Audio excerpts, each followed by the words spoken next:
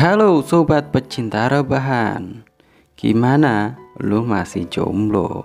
Sama gua juga. Mungkin jodoh kita masih dijaga sama orang ya kan? Baiklah, nggak usah dipikirin lagi lah. Mending sekarang lu bikin kopi dulu. Terus jangan lupa sambil ngopi, pastikan tempat rebahan lu nyaman. Lalu nyalakan HP. Terus dengerin apa yang bakal gua bahas kali ini. Tanpa banyak bacot lagi, langsung ke topik bahasan kita. Mungen Resahen episode 3. Check it out. Cerita pun dimulai. Iblis bulan bawah pertama mulai menunjukkan dirinya. Sekarang dia berada di atas Mungen Resa, sedang berdiri, dan dia pun berkata, "Mati sambil bermimpi itu sangat membahagiakan. Sekuat apapun pemburu iblis itu tidak ada artinya. Kekuatan manusia itu berasal dari hatinya dan inti jiwanya. Inti jiwanya cukup dihancurkan, itu akan membunuhnya. Hati semua orang itu rapuh dan lemah seperti kaca." Di dalam gerbong Mungen Resa, para pemburu iblis itu tertidur lelap. Dan mereka telah terjatuh dalam dunia mimpi. Dan ini adalah mimpi Tanjiro. Di dalam mimpinya, dia bertemu dengan keluarganya. Mereka tertawa bersama. Sedangkan mimpi Zenitsu, dia berada di suatu kebun atau taman yang penuh dengan buah dan bunga. Terlihat sangat indah. Tangan Zenitsu yang memegang tangan seseorang sambil berlari. Mereka mencari buah persik dan semanggi putih. Dan tangan itu ternyata tangan Nezuko. Zenitsu lah yang mengajak Nezuko. Itu karena dia ingin membuatkan cincin untuk Nezuko. Nezuko pun mengatakan, "Iya, buatkan cincin dari bunga itu yang banyak ya, Zenitsu." Mereka berdua sangat bahagia. Kemudian Zenitsu memberitahukan kalau di depannya ada sungai. Namun Nezuko tak bisa berenang. Akhirnya Zenitsu menggendongnya. Itulah mimpi Zenitsu. Zenitsu semakin dalam terjatuh ke dalam mimpinya. Begitu pula dengan Inosuke.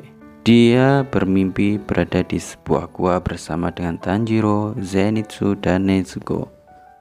Mereka sedang menjelajah di dalam gua tersebut. Tanjiro terlihat mirip seperti musang, Zenitsu seperti tikus, dan Nezuko seperti kelinci. Sedangkan Inosuke itu adalah babi. Inosuke merupakan pemimpin penjelajah yang mencari bos penjaga gua. Kemudian akhirnya mereka bertemu bos gua itu. Namun bos gua itu terlihat sama seperti Mungen Resa, namun memiliki kaki seperti hewan kaki seribu. Kemudian mereka menyerang bos gua tersebut.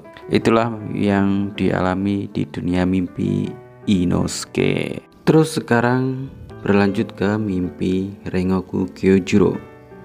Di dalam mimpi Rengoku Kyojuro, dia berada di tempat atau rumah dia dan tepat berada di depan ayahnya yang sedang tiduran sambil membaca koran. Kemudian Rengoku membuka matanya. Dia terkejut dan bertanya dalam hati, "Kenapa aku berada di sini?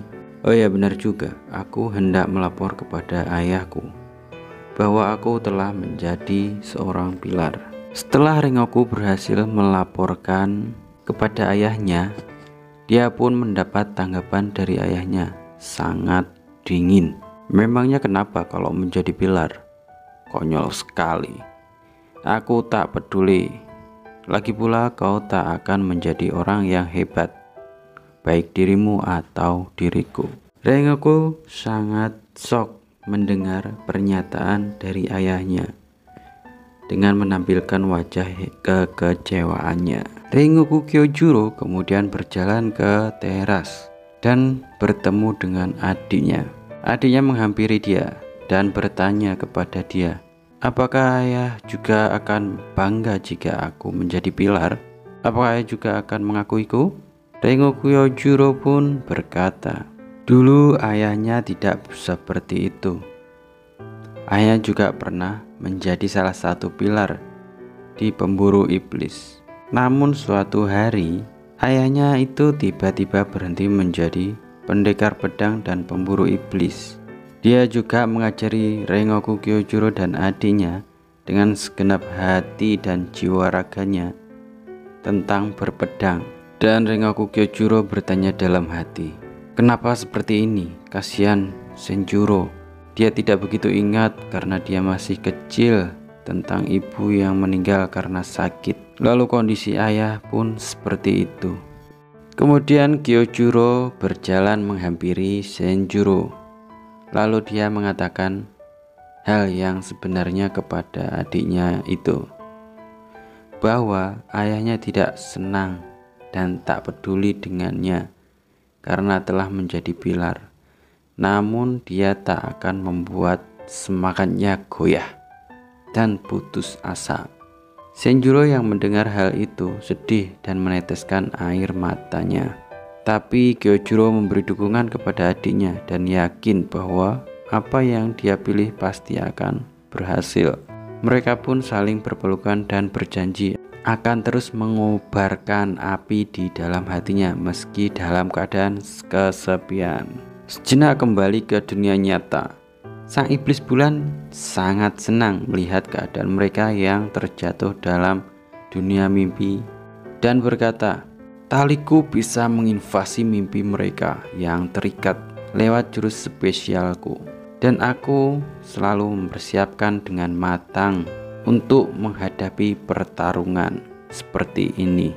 Mau itu pilar atau bukan, tak ada artinya jika mereka tertidur. Kembali lagi ke dunia mimpi Kyojuro. Terlihat dia sedang melatih adiknya mengayunkan pedang. Namun di balik dinding ada seorang anak perempuan yang sedang mengintip mereka yang berlatih pedang. Dan anak perempuan itu dia yang mengikat tali ke Kyojuro saat berada di gerbong Mungen Resa. Kemudian dia berlari untuk mencari tempat yang harus dia tuju dan berhati-hati agar tidak ketahuan oleh Kyojuro. Anak perempuan itu dengan tergesa-gesa berlari. Dia harus secepatnya ke tepi mimpi untuk menemukan inti jiwa Kyojuro. Dan saat berlari, anak perempuan itu mengingat kembali apa yang dikatakan oleh iblis bulan bawah pertama kepadanya. Iblis bulan bawah pertama itu, dia berkata, dunia mimpi buatanku memiliki batas. Tiap mimpinya adalah lingkaran dengan si pemimpi sebagai pusatnya. Di luar mimpi itu ada wilayah ketidaksadarannya. Di sanalah inti jiwa berada. Lalu hancurkan inti jiwa itu dan si pemimpi akan kehilangan jati dirinya. Anak perempuan itu akhirnya menemukan lokasi yang ditunjukkan oleh iblis bulan bawah pertama. Lalu dia mengeluarkan jarum dari sakunya yang telah diberikan kepadanya untuk menghancurkan inti jiwa Kyojuro. Anak perempuan itu menusukkan jarum ke sebuah penghalang yang transparan, lalu merobeknya. Dengan tekad dan alasan kuat, iblis bulan bawah pertama menjanjikan bahwa setelah menghancurkan inti jiwa para pemburu iblis, dia akan mendapatkan mimpi bahagianya. Akhirnya anak perempuan itu berhasil memasuki tempat di mana inti jiwa Kyojuro berada. Namun tempat itu dipenuhi dengan api di sekelilingnya dan sangat panas. Setelah mengamati sekelilingnya, anak perempuan itu bergegas lari untuk menemukan inti jiwa Kyojuro. Dari kejauhan terlihat seperti lingkaran dan warnanya seperti api yang menyala. Anak perempuan itu kemudian mendekat dan menghampirinya. Itu merupakan inti jiwa dari Kyojuro. Anak perempuan itu baru pertama kali melihat inti jiwa yang berwarna merah seperti nyala api. Kemudian tanpa pikir panjang lagi, anak perempuan itu mengambil jarum dari sakunya dan akan menghancurkan inti jiwa Kyojuro. Namun tiba-tiba ada tangan yang mencekik anak perempuan itu. Dia tak bisa bernafas akibat cekikan itu. Dan ternyata dalam kondisi tak sadarkan diri, tangan Kyojuro mencekik anak perempuan itu dari dunia nyata untuk melindungi inti jiwa Kyojuro. Anak perempuan itu terkejut karena tak percaya ada orang yang bisa bergerak setelah terkena teknik dari iblis bulan bawah pertama. Anak perempuan itu tersiksa karena tak dapat bernafas dengan lancar. Kemudian beralihlah ke mimpi Tanjiro. Dia dibuatkan makanan kesukaannya oleh ibunya. Tanjiro sangat senang sekali. "Wah, asik ya Rokuta," kata Tanjiro. Tiba-tiba pintu dibuka dan adik Tanjiro lainnya protes atas ketidakadilan ibunya. Namun ibunya yang sangat perhatian terhadap mereka dan membuatkan makanan kesukaan mereka untuk dimakan bersama. Di dalam hutan yang penuh salju, terlihat ada seorang anak laki-laki yang selalu mengintip mereka. Namun tak ada yang sadar keberadaannya. Lalu Tanjiro pergi menebang pohon untuk dijadikan arang. Dia menebang pohon menggunakan kapaknya. Setelah penuh dia akan kembali. Namun tanpa sadar dia mengucapkan, "Nezuko, ayo pergi." Lalu Tanjiro tersadar dan berhenti karena bingung apa yang barusan dia katakan. Dan kemudian Tanjiro melanjutkan perjalanannya. Setelah sampai di rumah, Tanjiro bertanya kepada adik-adiknya, "Di manakah Nezuko?" "Dia sedang memetik bunga dan sayur-sayuran di gunung," kata adik-adik Tanjiro. Tanjiro yang kebingungan karena selalu mengatakan hal-hal aneh. Lalu dia pergi untuk mengambil air di sebuah danau. Saat di perjalanan, sekelebat dia melihat ada kotak. Namun ketika Tanjiro melihatnya lagi, kotak itu menghilang. Akhirnya Tanjiro sudah sampai di danau untuk mengambil air. Dia mencoba melihat bayangannya di dalam air. Namun bayangannya tiba-tiba berkata, "Bangunlah dan bertarunglah, ini hanya dunia mimpi." Akhirnya Tanjiro sadar bahwa dia sedang berada di dunia mimpi. Namun dia tak tahu caranya untuk bangun dari tidurnya. Di dunia nyata, Nezuko keluar dari kotak dan menuju ke arah Tanjiro yang sedang tertidur. Dia mencoba membangunkannya, namun tak mau bangun. Akhirnya dia membenturkan jidatnya ke jidat Tanjiro. Malah dahi Nezuko yang berdarah. Lalu Nezuko menangis. Dia yang menangis dan marah, lalu membenturkan kembali ke Tanjiro. Akan tetapi dia menggunakan teknik api iblis yang dimilikinya untuk membakar Tanjiro. Tanjiro yang berada di dalam dunia mimpi juga ikut terbakar. Keluarga yang berada di dunia mimpinya juga panik melihat itu. Kemudian Tanjiro Henshin dong, menggunakan pakaian dan pedang Nichirin yang selama ini pemburu iblis pakai. Tanjiro pun sangat sedih karena dia harus pergi dan berpisah dengan keluarganya di dunia mimpi.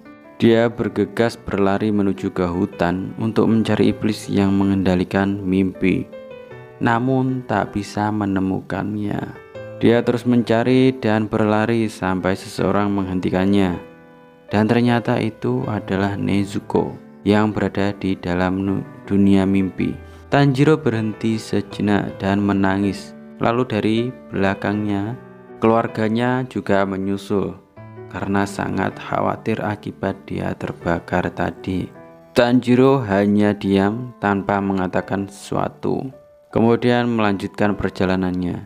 Adik kecil Tanjiro menangis dan berteriak, "Kakak, jangan tinggalkan kami." Tanjiro terus berlari tanpa menengok ke belakang. Di tengah kabut salju sambil berlinang air matanya.